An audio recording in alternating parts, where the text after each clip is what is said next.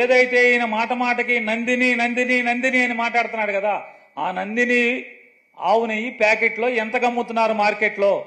ఈ రోజైనా సరే 400 చిల్లరే కదా.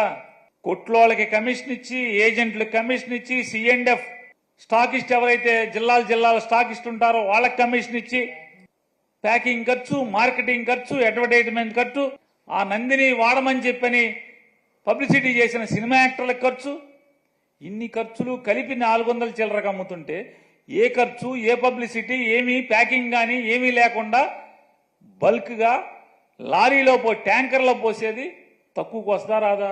2 లక్షల కేజీలు, 1 కేజీ కాదు, అర కేజీ కాదు, లక్షల కేజీలు మీరు కొంటే తక్కువకు తీసుకుంటారా లేదా? మీ హెరిటేజ్ కంపెనీ సరుకులు కొంటుంది, బల్క్గా మీరు కొంటే ఎంత కొంటున్నారు?